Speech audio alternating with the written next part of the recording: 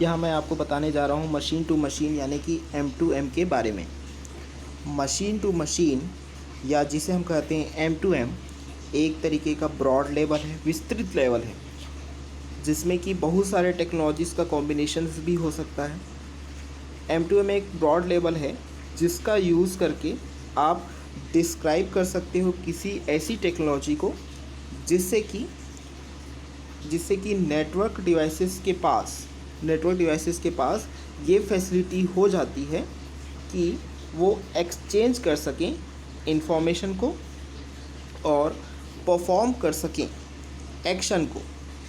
ठीक है, यानी कि M2M से हम यह समझते हैं कि यह एक ऐसी टेक्नोलॉजी को बता रहा है जिससे कि जो भी डिवाइस आपस में नेटवर्क्ड हैं या फिर कनेक्टेड हैं। नेटवर्क का मतलब होता है कनेक्टेड होना, जिससे कि नेटवर्क डिवाइसेस या फिर कनेक्टेड डिवाइसेस क्या कर सकते हैं, एक्सचेंज कर सकते हैं इंफॉर्मेशन को और परफॉर्म कर सकते हैं एक्शन को। ठीक है, यानी कि जो नेटवर्क डिवाइसेस कनेक्टेड डिवाइसेस रहेंगे वो न सिर्फ इंफॉर्मेशन को सेंड या फिर रिसीव कर पाएंगे, इसके साथ साथ वो नेटवर्क डिवाइसेस कुछ तरह का क्या ले पाएंगे, एक्शंस भी ले पाएंगे बिना किसी मैनुअल असिस्टेंट ऑफ ह्यूमन के, बिना किसी ह्यूमन की मदद के वो नेटवर्क डिवाइसेस इंफॉर्मेशन एक्सचेंज करने के साथ साथ एक्शन भी ले पाएंगे। यहाँ पर एक्शन से मतलब होता है किसी न किसी तरह का डिसीजन लेना। ठीक है, यहाँ पर एक्शन का मतलब होता है किसी न किसी तरह का डिसीजन लेना, जैसे कि artificial intelligence and machine learning.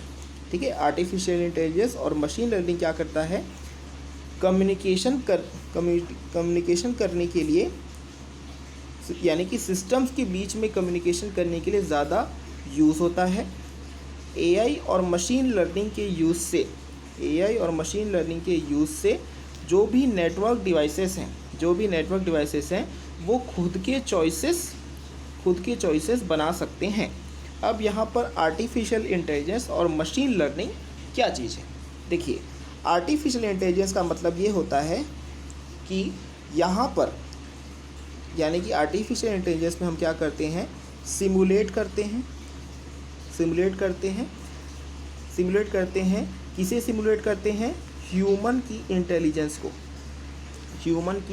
को, यानी कि मनुष्य जिस तरीके से सोचता है उस तरीके से सोचने के लिए हम क्या करते हैं, मशीन को हम उस तरीके से सोचने के लिए ट्रेन करते हैं, उस तरीके से हम प्रोग्रामिंग करते हैं कि मशीन भी मनुष्य की तरह सोच सके और मनुष्य की तरह ही क्या ले सके, एक्शन ले सके और डिसीजन ले सके। तो इस टर्म को बोला जाता है आर्टिफिशियल इंटेलिजेंस, जहाँ पर मशीनों को इस तरीके से सिमुलेट किया जाता है कि वो as a human intelligence work कर सके। इसके बाद जो नेक्स्ट टर्म है वो मशीन लर्निंग है। अब मशीन लर्निंग क्या होता है, मशीन लर्निंग एक तरीके का मेथड है। ठीक है, मशीन लर्निंग एक तरीके का मेथड है। किस चीज़ का मेथड है, डेटा एनालिसिस का मेथड है। मशीन लर्निंग किस चीज़ का मेथड है, डेटा एनालिसिस का मेथड है। अब यह मेथड क्या करता है, यह मेथड एनालिटिकल मॉडल बिल्डिंग को क्या करता है, ऑटोमेट कर देता है। यानी कि आपने किसी डेटा पर एनालिसिस करके कोई भी मॉडल बनाया तो उस मॉडल को बनाने की जो टास्क होता है उस टास्क को ऑटोमेट कर देता है, फास्ट कर देता है, वो मॉडल ऑटोमेटिक क्रिएट हो जाता है। साथ ही साथ जो मशीन लर्निंग है, यह मशीन लर्निंग एआई से भी रिलेटेड है। मशीन लर्निंग क्या है, एआई का एक ब्रांच है। मशीन लर्निंग क्या है, एआई यानी कि आर्टिफिशियल इंटेलिजेंस का एक ब्रांच है जो कि बेस्ड होता है इस आइडिया पे कि मशीन या सिस्टम या फिर सिस्टम, ये भी सीख सकते हैं, है ना। They can also learn. अब ये मशीन या सिस्टम कहाँ से सीखेंगे? ये मशीन या सिस्टम सीखेंगे डेटा से। ये मशीन या सिस्टम किससे सीखेंगे? डेटा से। कैसे सीखेंगे? इसके लिए मशीन या सिस्टम क्या करेंगे? आइडेंटिफाई करेंगे। किसे आइडेंटिफाई करेंगे? पैटर्न्स को। जो भी हमारे पास जो डेटा के पैटर्न्स मिलेंगे उन पैटर्न्स को आइडेंटिफाई करेंगे मशीन्स। और साथ ही साथ ये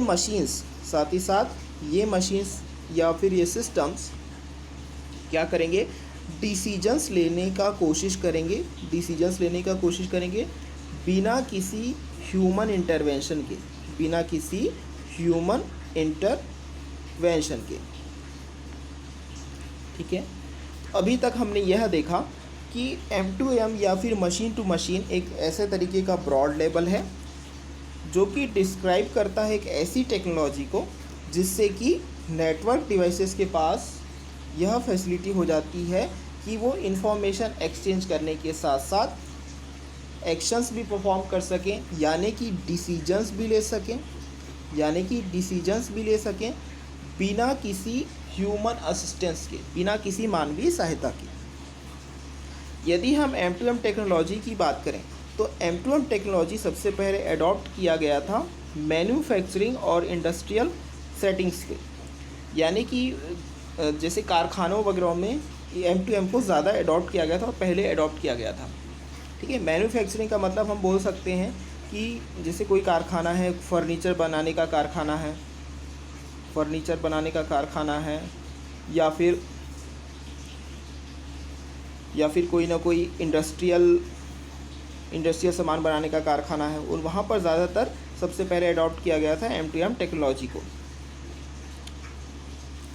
Where other technologies such as SCADA and remote monitoring helped remotely manage and control data from equipment।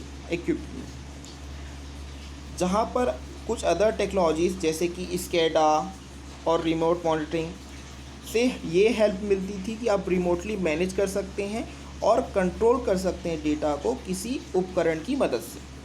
अब यहाँ पर SCADA क्या चीज़ है? देखिए, यहाँ पर जो SCADA है, इस SCADA का फुल फॉर्म होता है सुपरवाइजरी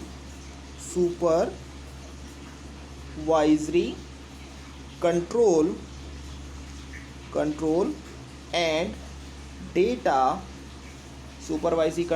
डेटा एक्विजिशन। SCADA का फुल फॉर्म होता है supervisory control and data acquisition.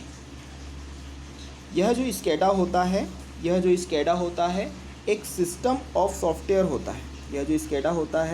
यह एक सिस्टम ऑफ सॉफ्टवेयर होता है। साथ ही साथ इसमें हार्डवेयर एलिमेंट्स भी जुड़े हुए होते हैं।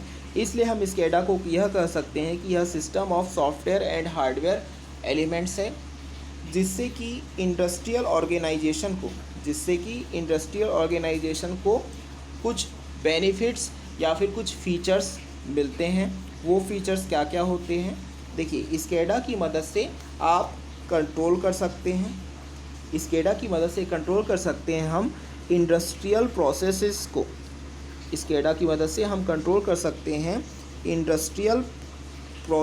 को लोकली या फिर रिमोट लोकेशन से हम क्या कर सकते हैं? कंट्रोल कर सकते हैं इंडस्ट्रियल प्रोसेस को। तो ये तो हो गया पहला फीचर। देखिए, दूसरा फीचर ये है कि हम मॉनिटर कर सकते हैं और गैदर कर सकते हैं। मॉनिटर करना, निगरानी करना, प्राप्त करना, और साथ ही साथ हम प्रोसेस भी कर सकते हैं। किसे प्रोसेस कर सकते हैं? रियल टाइम डेटा को भी हम प्रोसेस कर सकते हैं। तो ये तो हो गया दूसरा फीचर। देखिए, थर्ड फीचर ये है कि हम डायरेक्टली इंटरेक्ट कर सकते हैं। हम क्या कर सकते हैं? इंटरेक्ट कर सकते हैं। किसके साथ इंटरेक्ट कर सकते हैं?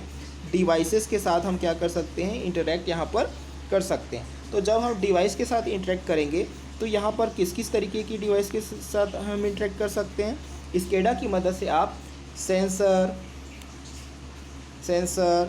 वॉल्व्स, पंप्स,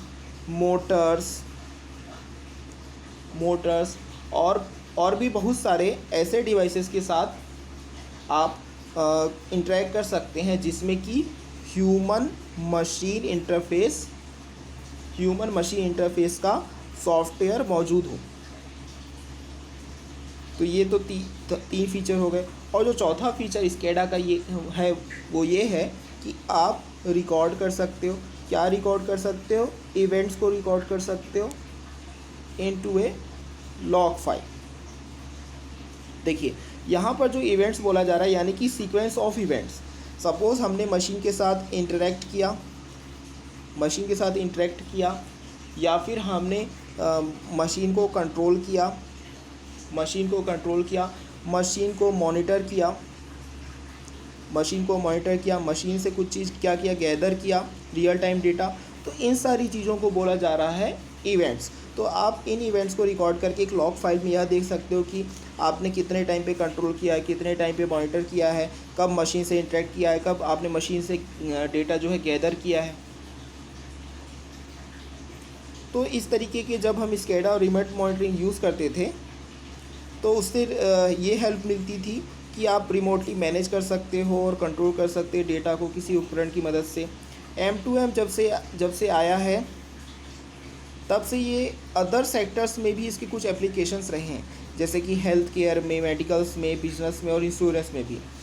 M2M जो है इंटरनेट ऑफ थिंग्स के फाउंडेशन में भी बहुत हेल्पफुल रहा है।